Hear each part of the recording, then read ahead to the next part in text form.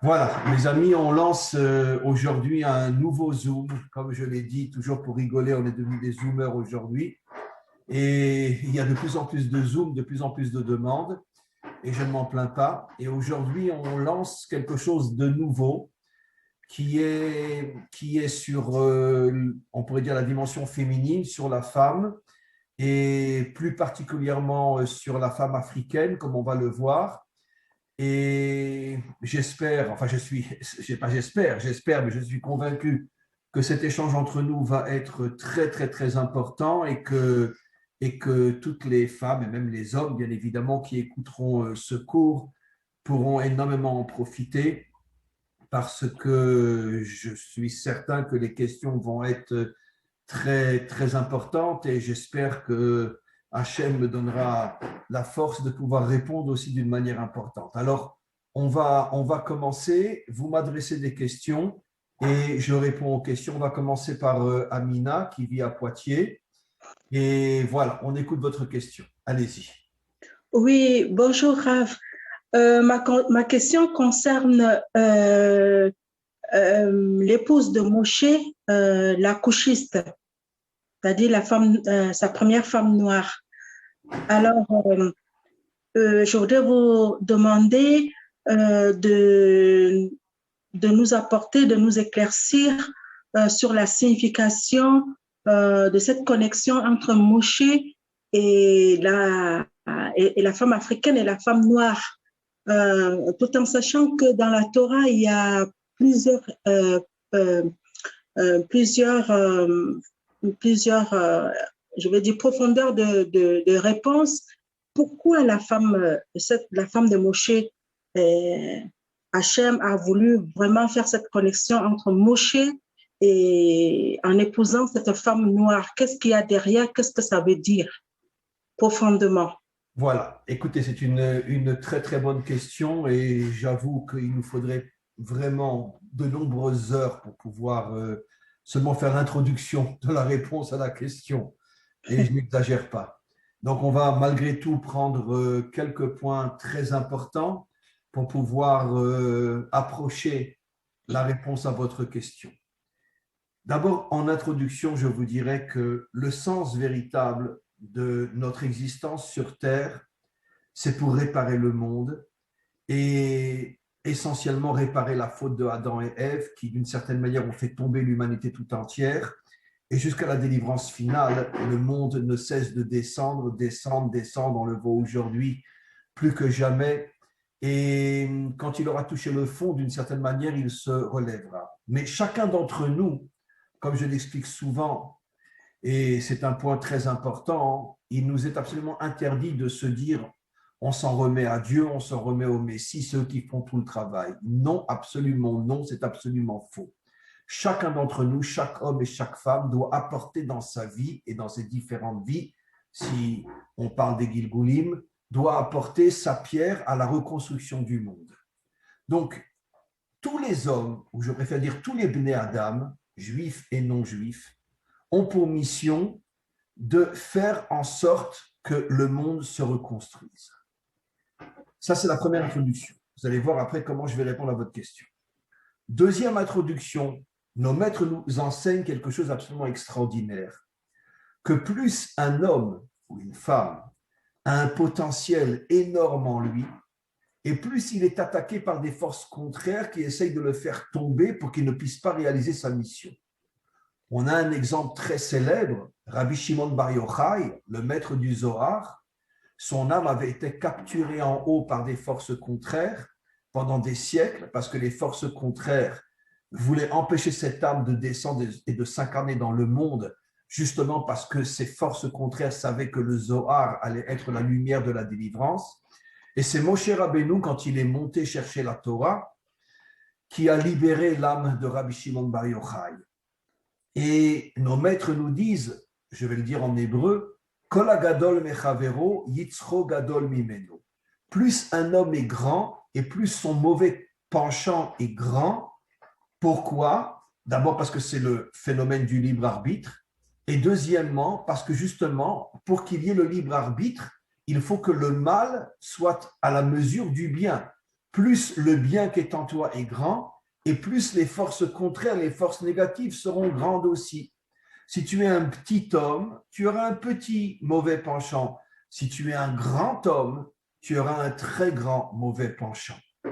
Et le combat est d'autant plus grand que quand on est grand. Donc, ces deux points-là vont vous permettre de comprendre. Premier point, encore une fois, je répète, on est sur Terre pour réparer le monde. Deuxième point, plus un homme est grand et plus il a un potentiel de forces contraires qui veulent le faire tomber.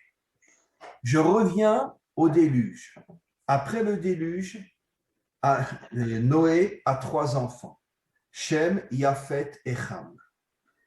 Et j'avais expliqué déjà, et sans doute vous le savez, que si on prend les 3 lettres des 3 noms, ça forme les 3 dernières lettres du mot Mashiach.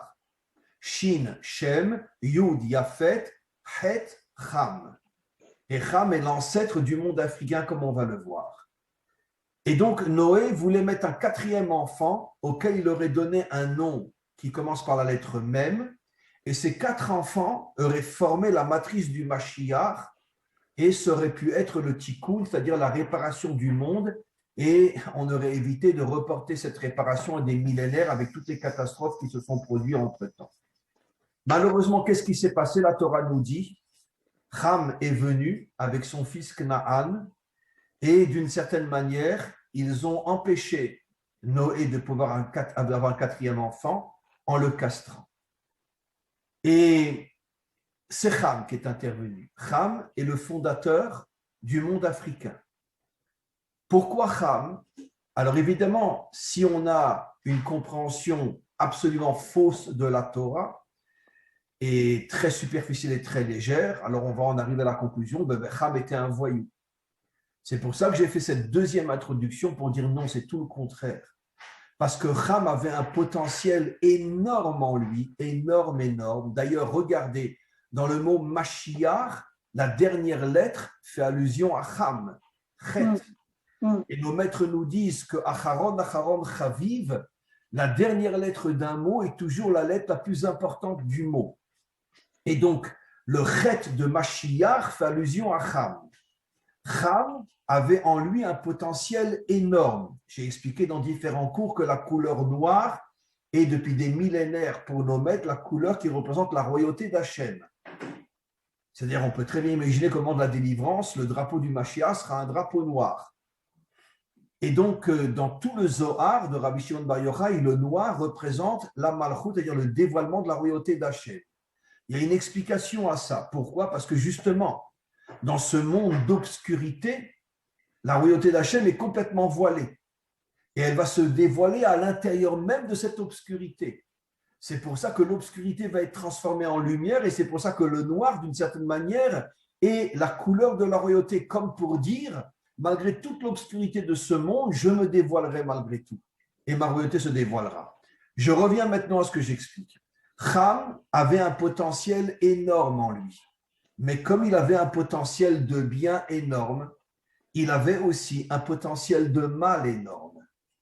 Toujours, comme j'ai expliqué, que plus le potentiel positif est grand, plus le potentiel négatif est grand aussi. Et ces forces contraires se sont attaquées à lui. Il n'a pas eu la force de les surmonter parce que, comme dit le roi Salomon, Shiva Yipol Tzadik Vekam, même un juste, il tombe 7 fois avant de se relever. Ça veut dire que ça n'existe pas un homme qui ne tombe pas, ça n'existe pas un homme qui ne faute pas. Même le roi David, qui est la lumière des lumières, il a fauté avec Bathsheba, etc. Et donc, il n'y a pas d'être humain parfait dans ce monde. C'est ça, l'être humain. Il tombe, il se relève, il retombe, il se relève. Comme Adam. Adam était une créature divine. Il a quand même fauté et fait tomber toute l'humanité. Ham, c'est pareil.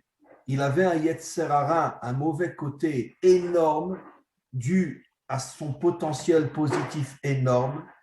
Et ce mauvais côté l'a fait tomber. Et c'est ce qui a fait que finalement, lui et son fils Canaan ont été castrés, Noé, pour pas qu'il ait le 4e enfant, pour pas que la délivrance arrive tout de suite après le déluge. Maintenant, vous allez comprendre pourquoi Moshe, quand il a quitté l'Égypte, alors que l'Égypte est très près du Proche-Orient, c'est à quelques kilomètres, Quand on est à Eilat, on est à 10 minutes de l'Afrique, puisque Oui. l'Égypte fait partie de l'Afrique. Pourquoi il a décidé de rentrer au plus profond de l'Afrique? Pourquoi il ne s'est pas enfui quand il a tué l'Égyptien et qu'il était condamné à mort? Pourquoi il ne s'est pas enfui au Proche-Orient? C'était plus proche par rapport à l'Égypte que l'Afrique elle-même. Parce que Moshe savait que sa mission, c'est de faire le tikkun, la réparation de Ham. Parce que chaque chose qui tombe doit être relevée. Et parce que Moshe savait que si Ham est tombé, c'est justement parce qu'il a un potentiel énorme en lui.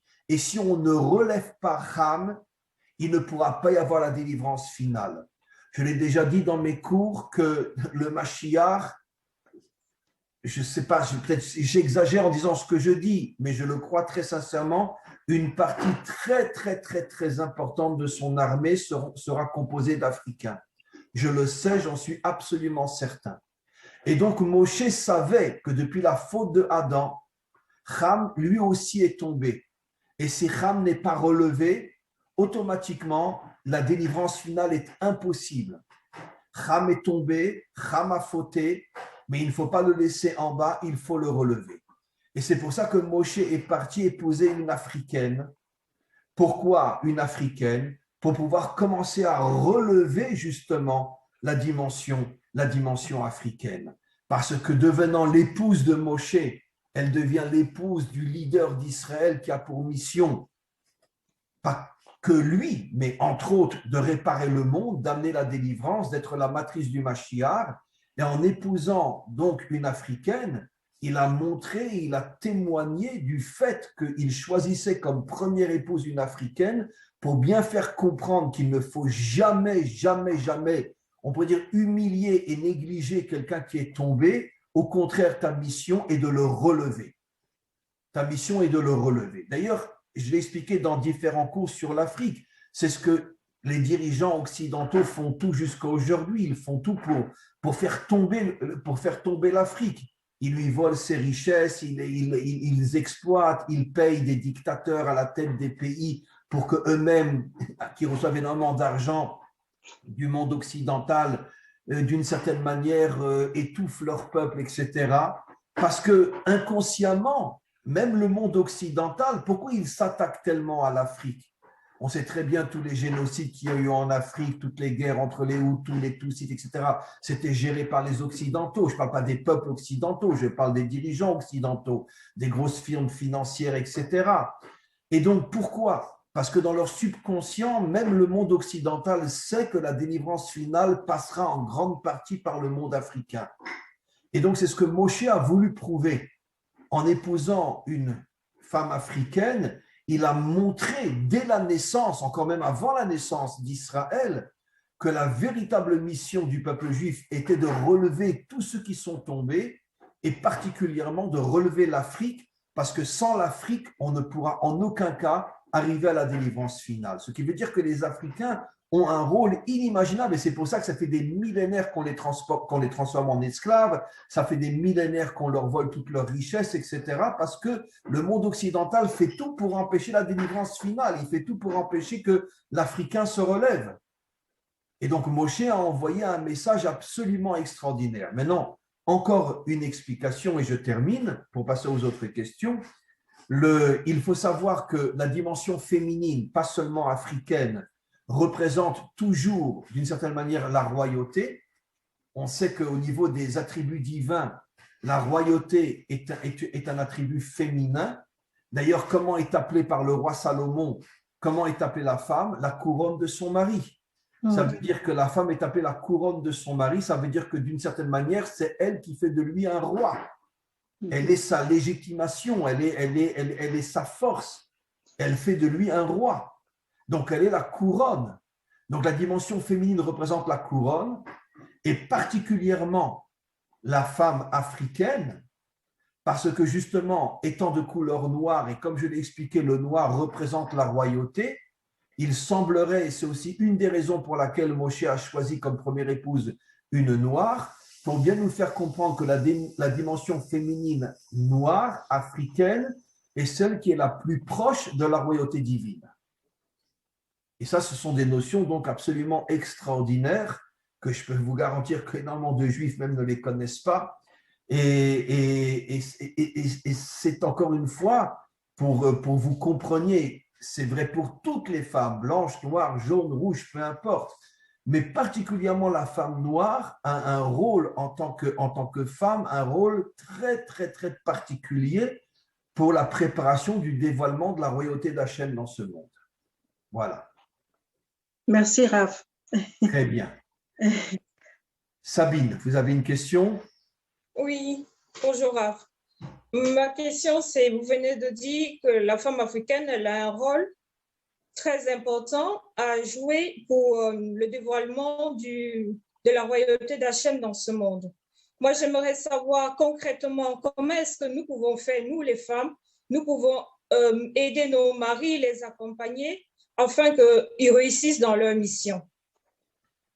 Alors, vous posez la question qui est une question fondamentale, qui est plus compliquée que jamais aujourd'hui, parce qu'aujourd'hui, on vit dans un monde, bon, avec toutes les nuances selon les endroits où on vit, mais on vit dans un monde où, d'une certaine manière, la dimension masculine et féminine se sont complètement écroulées. On ne sait plus du tout ce que c'est une femme aujourd'hui, on sait encore moins ce que c'est un homme.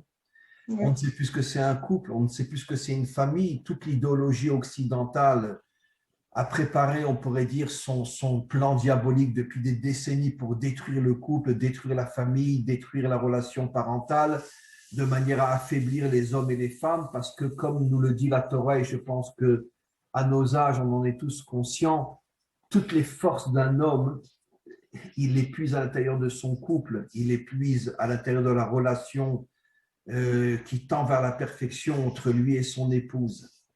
Et donc, à partir du moment où un homme ne sait plus ce que c'est la vie de couple, il est clair qu'il perd tous ses points de repère et surtout il perd sa force, ça devient un animal qui marche à quatre pattes, même si on a l'impression qu'il marche sur ses deux jambes, mais en vérité, ça devient un animal tout simplement.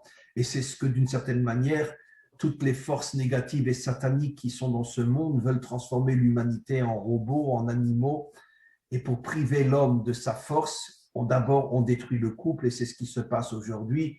La grande majorité des Occidentaux ne se marient plus. La grande majorité divorcent avant de se marier. C'est une blague, mais c'est presque vrai. Et ceux qui ne divorcent pas, la grande majorité se trompent à droite et à gauche, etc.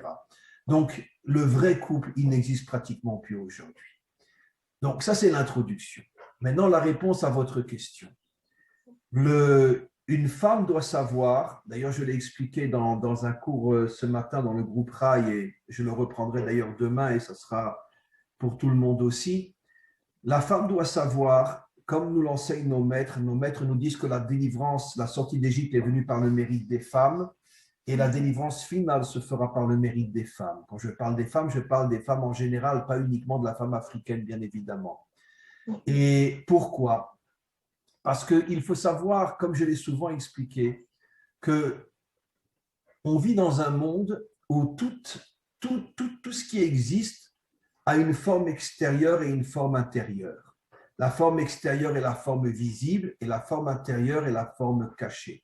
Dans un exemple, dans la matière, on voit devant nous une table, mais dans cette table, il y a des atomes, des électrons, il y a des énergies, etc., etc.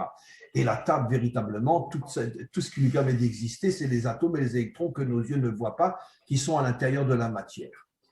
Et au niveau de l'homme et de la femme, enseignent nos maîtres, la femme représente l'intériorité et l'homme représente l'extériorité. Et nos maîtres nous expliquent que dans toutes les réalités de ce monde, et surtout dans la relation homme-femme, la relation intérieure, la dimension intérieure, est la véritable dimension, la plus forte, la plus puissante. Donnons un exemple. Dieu, on le voit, Dieu, on l'entend, Dieu, on le touche, et pourtant, c'est une puissance infinie. Et donc, nos maîtres nous font comprendre que plus une force est puissante, une force qui est puissante d'une manière authentique, et plus elle est cachée. Ça veut dire que, encore une fois, la femme représente l'intériorité. Qu'est-ce que j'appelle l'intériorité? Ça veut dire d'une certaine manière le sens réel, profond de la vie. pourquoi on vit, pourquoi on existe. L'homme, lui, est beaucoup plus extérieur. Je travaille, je me détends, je m'amuse, etc. Et c'est évident que l'homme a aussi une intériorité. Mais entre ces deux dimensions, la femme est beaucoup plus intérieure que l'homme. Et donc, la femme, elle doit pousser son mari à revenir à l'intérieur de lui-même. Ça veut dire se poser les vraies questions. Je ne peux pas toute ma vie uniquement faire du foot, faire du sport et aller travailler, ou aller au cinéma, ou aller regarder la télévision, ou aller faire du foot. Ce n'est pas possible. Pourquoi j'existe? Pourquoi j'existe? Qu'est-ce que je pourrais faire de bien dans ma vie à part travailler et faire du foot? Qu'est-ce que je pourrais faire? Ça, c'est le rôle de la femme. Le rôle de la femme, c'est la dimension cachée qui doit justement essayer de faire comprendre à son mari que la vie n'est pas uniquement l'extériorité, que la vie réelle, c'est l'intériorité. Ça veut dire revenir vers Hachem, étudier la Torah et se construire dans sa vie une dimension où on fait du bien, où on peut aider des autres, ceux qui sont dans le besoin, ou d'autres formes de bien, peu importe. Mais il faut que la vie soit construite avec une intériorité qui n'est pas seulement la vitrine extérieure, et ça, c'est le rôle essentiel de la femme. Le rôle essentiel de la femme, c'est de poser la couronne sur la tête de son mari. Ça veut dire, je suis ta couronne. Tu es mon roi, mais je suis ta couronne. Et la couronne, c'est encore une fois cette dimension intérieure qui est le sens profond de l'existence. C'est sur ce point-là qu'une femme doit travailler. Pourquoi? Parce que, évidemment qu'elle aussi, elle doit développer ces choses-là en elle. Mais on va dire qu'elle le porte en elle plus facilement que l'homme. L'homme est très, très, très attiré par le monde de l'extériorité. Donnons un exemple. Je m'excuse de parler comme ça. Mais un homme, quand il va voir une femme, je parle d'un jeune homme, il va regarder uniquement son aspect extérieur.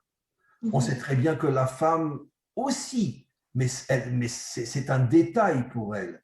La femme, ce qu'elle va chercher, c'est si je dois me marier avec lui, qui c'est cet homme-là? Bon, très bien, il est beau, très bien, il est beau, mais la femme, elle ne va pas s'enfermer uniquement dans la beauté de l'homme. Malheureusement, l'homme, lui, oui, elle est belle, elle me plaît, ça me suffit, il ne va pas aller plus loin. Tandis que la femme, elle va chercher quelque chose de plus profond. C'est qui cet homme? Donc, on voit que déjà dans sa nature profonde, la femme recherche beaucoup plus l'intériorité que l'homme. L'homme va s'arrêter à l'aspect extérieur, la femme va chercher l'aspect intérieur. Et ça, on le voit d'une certaine manière. Bon, aujourd'hui, tout est détraqué, mais on peut très bien imaginer un couple dans lequel la femme est très belle et l'homme est pas extraordinairement beau. Mais la femme l'a choisi lui parce qu'elle avait compris qu'il avait quelque chose de très grand à l'intérieur de lui. Malheureusement, l'homme, il n'a choisi que le physique. Donc, il a choisi la belle femme, mais elle a choisi l'homme profond. Et c'est comme ça que le couple, en tous les cas, commence jusqu'à ce qu'après, il va fusionner et chacun va atteindre, on pourrait dire, le niveau de vérité. Donc, encore une fois, pour conclure, je dirais que la femme doit véritablement vivre dans le monde de l'intériorité. Je rajouterai quelque chose qui concerne en vérité toutes les femmes aujourd'hui et les forces contraires, les forces sataniques ont tout fait pour tuer la femme et vous allez comprendre ce que je veux dire. Pour qu'une femme puisse véritablement jouer son rôle d'être l'élément de l'intériorité dans un couple, elle doit aussi, d'une certaine manière, garder sa pudeur. C'est très, très important. Parce qu'on voit très bien que l'idéologie occidentale aujourd'hui a tout fait pour dénuder la femme. Ça veut dire en faire un objet sexuel qui n'a plus aucun sens, qu'on prend un verre, on boit et puis on le jette, qu'on appelle, comment on appelle les verres en carton qu'on boit et qu'on jette après. Comment ça s'appelle en français les jetables, les assiettes jetables. Voilà, les jetables, parce que bon, en hébreu, il y a un autre nom. Les jetables, voilà. Donc la femme, c'est devenu du jetable aujourd'hui. Et pourquoi? Pas parce qu'elle se présente comme ça à l'homme. Elle ne garde pas sa pudeur. Et donc, elle perd son identité. Et donc, elle perd sa mission. Encore une fois, quand je parle de pudeur, n'imaginez pas que je parle la femme voilée et on voit que ses yeux. Je ne parle pas de ça, bien sûr. Je parle d'une pudeur intelligente. Tu n'as pas besoin de tout montrer, tu n'as pas besoin de tout dévoiler, tu n'as pas besoin de chercher à ce que quand tu sors dans la rue, tout le monde te regarde. Et à partir du moment où une femme arrive à garder un minimum de pudeur, par rapport au monde d'aujourd'hui, bien sûr, parce que dans le monde d'aujourd'hui, je ne parle pas qu'il faut sortir couvert et qu'on voit que les yeux, je ne parle pas de ça. Je parle dans le cadre du monde d'aujourd'hui qu'une femme essaye de se différencier un petit peu de la grande majorité des femmes qui aujourd'hui font tout pour que quand elles sont dans la rue, tout le monde les regarde, parce qu'elles font tout pour attirer le regard des hommes.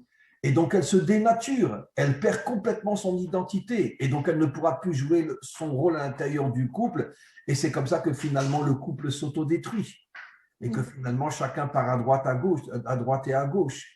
Mais si la femme arrive à garder une certaine pudeur, si elle comprend que justement cette pudeur, c'est pour lui permettre de garder son intériorité et qu'avec cette intériorité, elle va travailler sur son mari pour le renforcer, pour en faire un roi, pour lui donner les forces d'une vie authentique, à ce moment-là, elle réalise véritablement sa mission. Et c'est pour ça que nos maîtres nous disent que la délivrance finale viendra par le mérite des femmes. Parce que nos maîtres avaient vu des millénaires auparavant que le monde avant la délivrance serait un monde qui sera complètement tombé, où la femme n'est plus une femme, l'homme n'est plus un homme, la famille n'est plus une famille, il n'y a plus rien. C'est que des vitrines. Regarde-moi, regarde-moi, regarde-moi. L'homme, regarde-moi quand je suis au volant de ma Mercedes, et la femme, regarde-moi quand j'ai mon dos nu. Voilà, c'est ça ce que c'est devenu, des vitrines.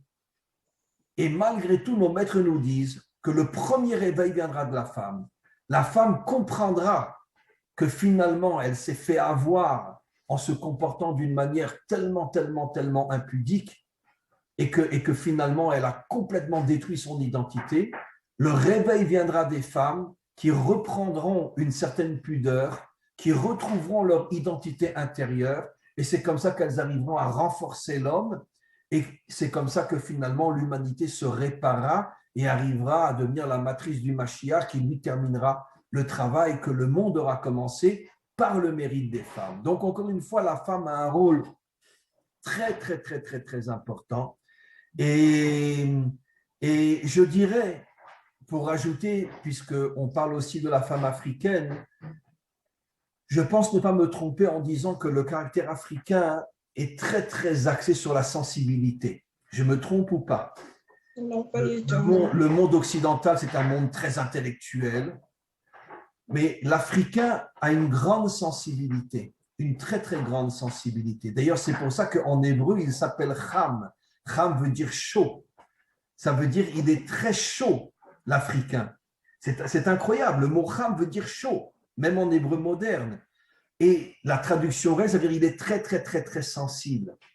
Ce qui veut dire que justement, la femme africaine, par rapport à son mari africain, a un rôle énorme de réveiller sa sensibilité, ou plutôt de diriger sa sensibilité vers l'essentiel, vers le sens profond de la vie. Et si elle arrive à faire ça, elle joue un rôle fondamental pour préparer la délivrance finale. Voilà. On va passer maintenant à la dernière question, Clémence, de Madagascar. Merci.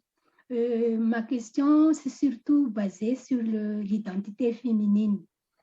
Et je vais commencer ma phrase par Hava Mkolhai, elle est mère de toute vie. Et son nom, ça dévoile sa mission, son identité, sa dimension. Et pour toutes les femmes, Hava, c'est la première, c'est notre modèle féminin. Elle est la première mère de l'humanité adamique tout entière. Ça, c'est avant le déluge. Mais ce qui m'étonne, c'est après le déluge. Après le déluge, c'est par le mérite du Noir, c'est-à-dire sa femme, la femme du Noir, le monde était reconstitué ou restitué, c'est ça. Donc, mais dans la Torah, on ne parle jamais la femme du Noir. On ne parle pas. Même ces trois filles, on ne connaît pas. On ne parle pas. La femme de Shem, la femme de Yafet, la femme de... On ne parle pas. C'est ça qui m'étonne que pourquoi la Torah cache voile les noms des 4 femmes. Et en plus, cette période, c'est depuis Ava jusqu'à Abraham. Après Abraham, c'est toutes les femmes, les 4 mères, on lit dans la Torah, tout le monde connaît les quatre matrices d'Israël. Mais il y a une autre aussi, c'est la femme, la lignée Mashiach. C'est la femme de Lot. La femme de Lot, juste on connaît qu'en sortant de Sodome, elle a transformé en sel. Mais on ne connaît pas ça, on ne sait pas son nom. Et les 2 filles de Lot aussi, on parle, mais c'est les deux filles, la fille aînée, la fille cadette. Mais la fille aînée, c'est la matrice. C'est la matrice. C'est la grand-mère de Ruth la Moabite, et c'est la mère de futur Mashiach. Je ne comprends pas là pourquoi la Torah cache dans cette période d'Abraham, de Ava jusqu'à Abraham, l'identité féminine. Mais avant, c'est quand Ava, c'est clair, c'est la mère de toute vie, c'est tout seul d'elle. Mais j'ai compté ces 4 mères, on ne sait pas. En plus, c'est du côté masculin, c'est Noah, le père de Bnei Noah et le père de Bnei Adam. Donc, nous sommes les Bnei Noah, les Bnei Adam, nous ne avons pas de mère. Et en blaguant, j'ai dit ça. Nous,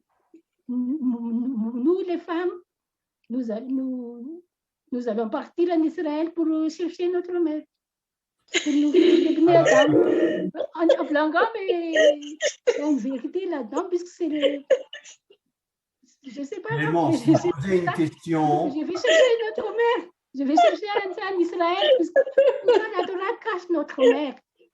C'est pas notre mère. Je vais répondre à votre question. D'abord, sachez que votre question, très sincèrement, c'est des milliers d'heures pour y répondre, parce que vous posez une question qui touche tout le fond de la Torah, Oui. tout le fond de toute l'histoire humaine. Il faut comprendre que la Torah, c'est la lumière de l'existence telle qu'elle est, avec ses hauts et ses bas, avec le bien et avec le mal. D'abord, comme je l'ai dit tout à l'heure, nos maîtres nous disent que, on pourrait dire, toute la construction du monde passera par les femmes. On peut trouver quantité d'autres versets. Par exemple, tous les vendredis soirs, avant de faire le kiddush, avant de commencer le repas shabbatique le vendredi soir, chaque homme chante à son épouse Eshet Chayil mi Yimsa, qui aura le mérite d'avoir à ses côtés une femme, pas vertueuse comme malheureusement les traductions traduisent, mais une femme guerrière. Chayil veut dire guerrière, c'est-à-dire une vraie combattante, une vraie femme. Et c'est la louange que depuis des millénaires, chaque homme juif dit à sa femme avant de commencer le repas du Shabbat. Et il y a quantité de versets qui nous expliquent que le rôle de la femme est un rôle absolument incroyable, comme j'ai expliqué à Sabine tout à l'heure. Maintenant, il faut comprendre qu'avant la faute, Adam et Ève étaient égaux, dans le sens que chacun avait sa dimension, chacun avait son caractère, sa mission, mais l'homme n'était pas au-dessus de la femme.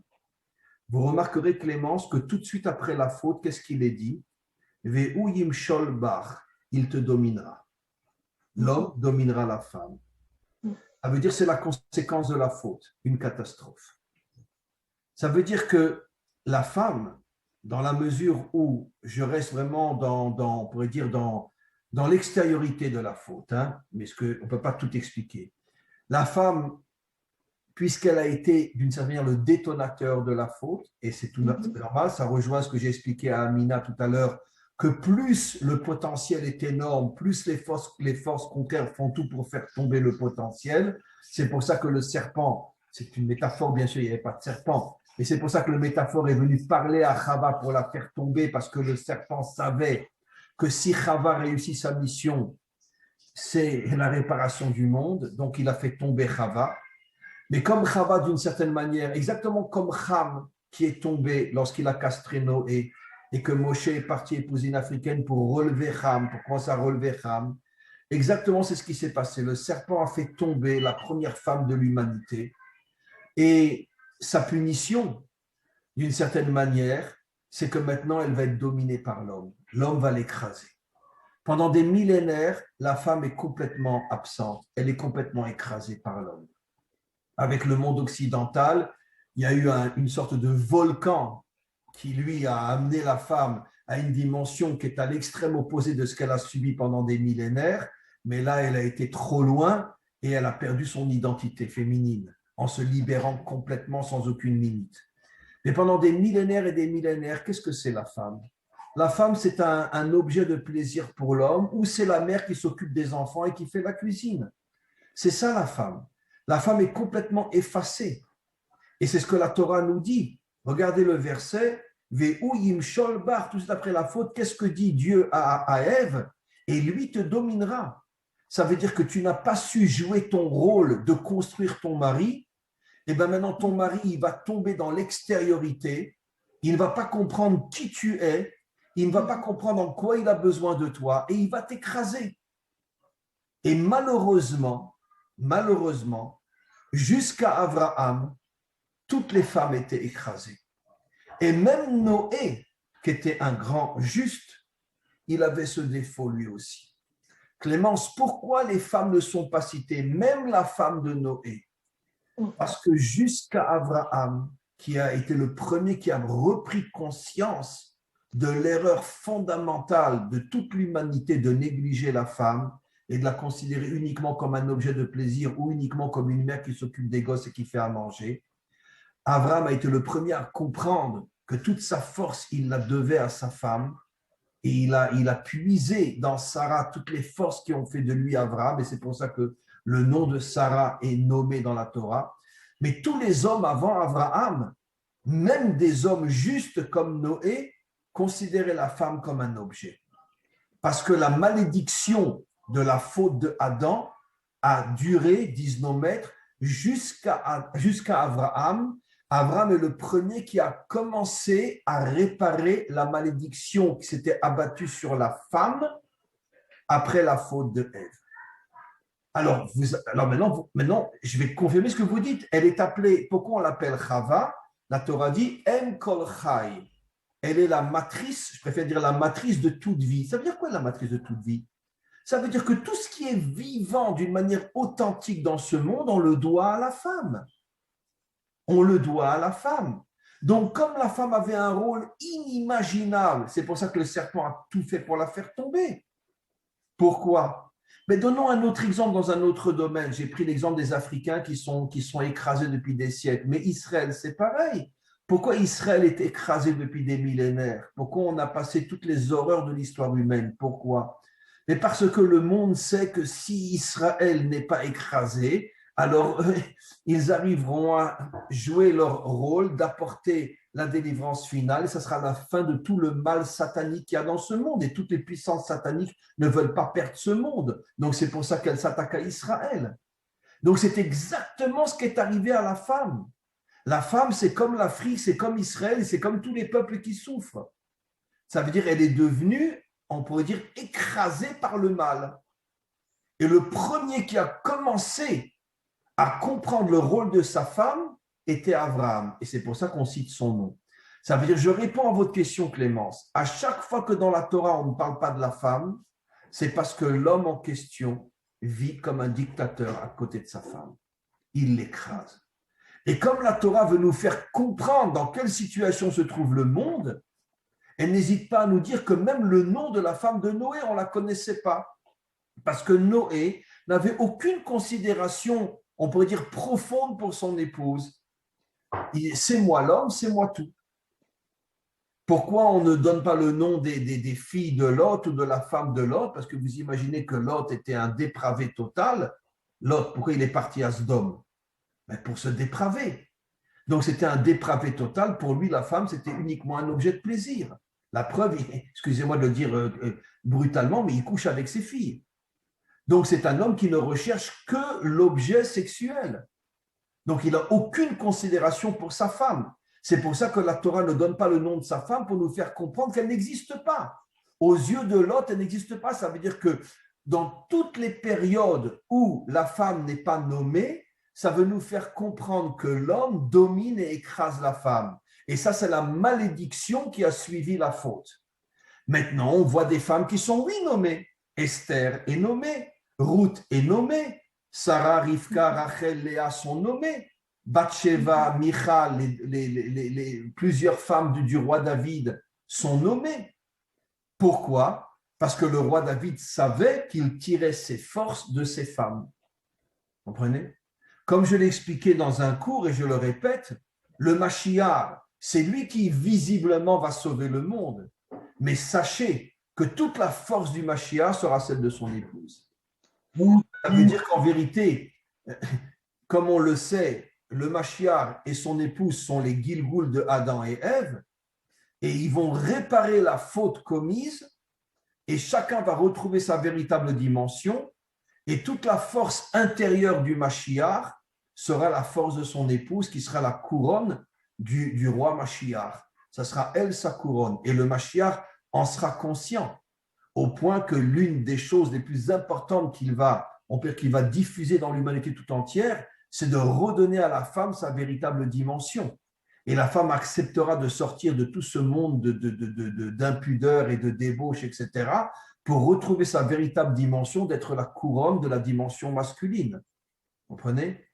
Donc, je répète encore une fois la réponse à la question. La Torah, elle, nous parle de la réalité telle que malheureusement elle est dans le bien, dans le mal, et heureusement dans le bien. Et quand on est dans des périodes de mal et que la femme est maltraitée, la Torah ne donne pas le nom de la femme, pour bien nous faire comprendre qu'on est dans une période de malédiction liée à la faute. Et c'est pour ça qu'on ne parle plus de la femme. Dès qu'on reparle de la femme, ça veut dire qu'on est en présence d'un homme qui a compris le rôle important, le rôle extrêmement important de la femme, qui fait que l'homme comprend que s'il ne puise pas à la source de la féminité, il ne pourra pas exister. Donnons un exemple simple. On revient à ce que vous avez nommé, Clémence. Elle est appelée la mère de toute vie. Mais c'est aussi à prendre dans le sens le plus réel. Qui donne la vie? L'homme ou la femme? C'est la femme qui donne la vie. Alors, comment l'homme peut la considérer comme jusqu'à aujourd'hui, de toute façon, pour la majorité des hommes? La femme, c'est où elle est à la cuisine ou c'est un objet sexuel, c'est tout. C'est rien de plus. Pourtant, elle est appelée la mère de la vie, la matrice de la vie. Parce que la grande majorité des hommes jusqu'à aujourd'hui refusent de reconnaître la dimension féminine. Ils refusent. Bon, il faut dire aussi que les femmes aujourd'hui ont perdu leur identité dans la grande majorité. Donc, je comprends que l'homme ne sait plus ce que c'est une femme aujourd'hui, puisque c'est difficile d'en trouver une vraie aujourd'hui. Mais quoi qu'il en soit, l'homme continue à écraser la femme aujourd'hui.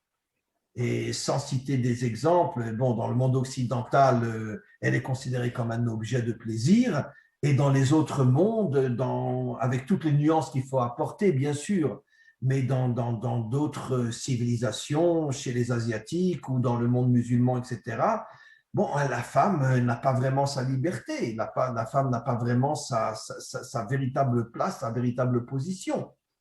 Donc, ou c'est un objet de plaisir, ou c'est un objet écrasé. Et ça, c'est la situation de 90% des femmes dans le monde aujourd'hui. Donc, encore une fois, ça nous prouve bien que, à vision humaine, on n'a encore pas du tout commencé à réparer la faute de Adam et Ève. Et la femme reste une personne sans nom. Ça veut dire, on ne sait pas qui, on sait pas qui elle est. Voilà. Et donc, et encore une fois, je me répète, le grand point important, c'est que même un homme comme Noé, la Torah a refusé de dire comment s'appelait sa femme pour nous faire comprendre que aussi grand était Noé dans certains domaines, dans le domaine du couple, il était comme tout le monde, une femme qui n'existe pas. Et pardon, là, et l'identité de la femme, puisque la femme, ça, c'est cacher son identité. Et pour l'identité des Bnei Adam et les Bnei Noach, ça passe par la mère ou ça passe par le père? puisque pour les Juifs, ça passe par la mère, l'identité. Et pour les Bnei Adam, les Bnei Noir, ça passe par quel côté, puisque la mère, c'est voilée.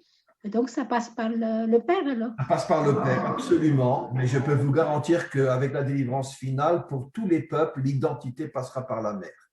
Ce n'est pas pour rien qu'elle s'appelle En Kol Chai, la mère de toute vie. Aujourd'hui, dans le monde occidental qui n'a pas la Torah, donc la femme est soit un objet de plaisir, soit un objet de service, et donc elle est complètement écrasée. Et c'est pour ça que le monde occidental a décidé que l'identité passe par l'homme et non par la femme, ce qui prouve bien comme quoi la femme est complètement écrasée. Mais chez nous, comme on a reçu la Torah, on a déjà les prémices de la délivrance finale et l'identité juive passe par la femme et non par le mari. C'est-à-dire que, excusez-moi de donner un exemple fou, mais si une femme juive est violée, il y en a eu des millions, est violée par un cosaque, son enfant sera juif. Mais si un homme juif, par erreur a un enfant avec une femme qui n'est pas juive, son enfant ne sera pas juif. C'est-à-dire que même une femme violée par un bandit, son enfant sera juif. Pourquoi? Parce que l'identité est entre les mains de la femme. Même si la relation est une relation violente et non désirée par la femme, malgré tout, l'enfant sera juif. Donc, au moment de la délivrance finale, ce qui existe chez nous sera pour toutes les nations. La femme va retrouver sa véritable place, sa véritable grandeur. L'homme reconnaîtra que la femme est sa couronne et toutes les identités de tous les 70 peuples passeront par la dimension féminine. Et c'est d'une certaine manière la plus grande reconnaissance que l'homme puisse faire à la femme, de reconnaître que finalement, tout passe par toi. Tu es vraiment la mère de toute vie. Est-ce qu'il y a dans un texte dans votre cours, j'ai lu ça, c'est les peuples sont appelés Mishpechot Amim. Ce sont les Bnei Adam. Mishpechot Amim, c'est le nom du peuple. Les peuples sont appelés. Donc, les Bnei Adam, c'est une identité individuelle, c'est une identité d'un peuple. Familiale, Mishpechot, on les appelle Mishpechot. Et pourquoi? Justement pour nous faire comprendre que la vraie bénédiction, c'est quand les peuples retrouvent leur dimension familiale, qu'aujourd'hui on essaye de détruire entièrement partout. Mais justement, c'est pour ça que Dieu a dit à Abraham, seront bénies par toi toutes les familles de la terre, pour bien faire comprendre que la source de la bénédiction, c'est la réussite familiale. S'il n'y a pas de réussite familiale, il n'y a pas de bénédiction. Donc c'est pour ça que, comme je dis toujours dans des centaines de cours, que notre travail aujourd'hui, plus que jamais, c'est la réussite familiale. Ça passe avant tout le reste.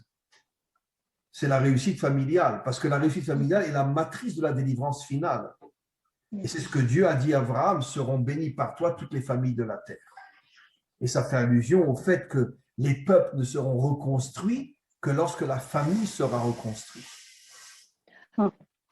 Voilà, mes amis, je vais devoir arrêter.